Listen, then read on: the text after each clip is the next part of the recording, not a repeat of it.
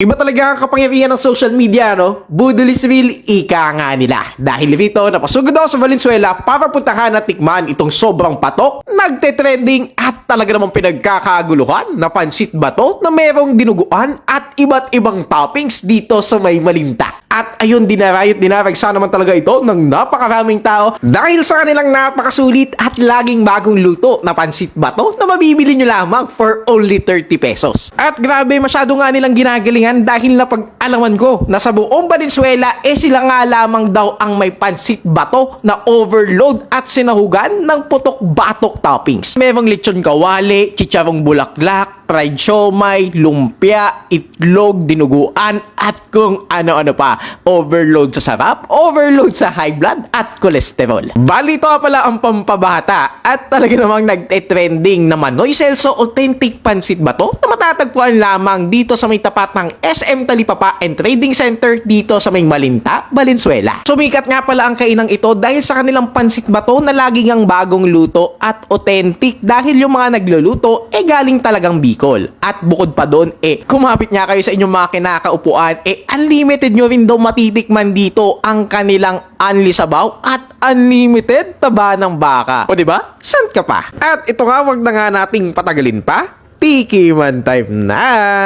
At ito nga guys, syempre uno muna nating titikman itong authentic at legit na pansit bato with dinuguan lang. So grabe, napakasulit kasi 40 pesos lang at add 3 pesos nga para sa kanilang monay. At titikman natin kung masarap ba talaga. Kaya naman, let's go!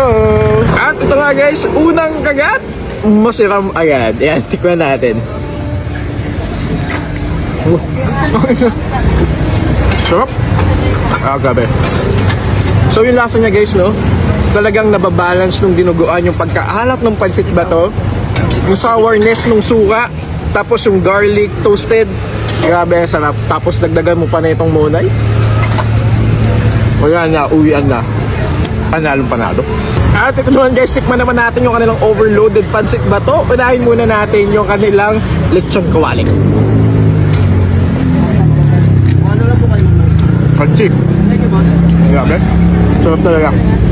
At ayun nga, para sa akin, na-enjoy ko talaga yung pansit bato ni Manoy Celso kasi yung kahit yung plain pansit bato lang nila and it can stand on its own. As compared nga dun sa iba naman nakainan ko na hindi ko masyadong trip kapag walang dinuguan. Ito yung kanila Manoy Celso masarap na kahit wala pang ibang rekado. At ayun nga, kapag dinagdagan ng dinuguan nagle-level up, tapos dagdagan mo pa ng suka tsaka ng tinapay na monay, wala na, uwian na. Yung sa overload pansit bato naman nila ay masay na medyo mamantika nga lamang ito dahil almost lahat ng sahog prito. Kaya naman ay advice na rin kung kakain kayo nito hinay-hinay lang at uminom talaga kayo ng maintenance ninyo bago kayo lumantak nito. Bale, nag-uumpisa nga pala magtinda sila Manoy Celso 3 PM onwards, tapos 30 pesos yung plain at 10 pesos kapag may dinuguan. Tapos yung ibang toppings pwede nyo namang hindi ipalagay lahat, so meron silang specific presyo kada toppings na ipapalagay ninyo. And that's it, yun lang, finish na.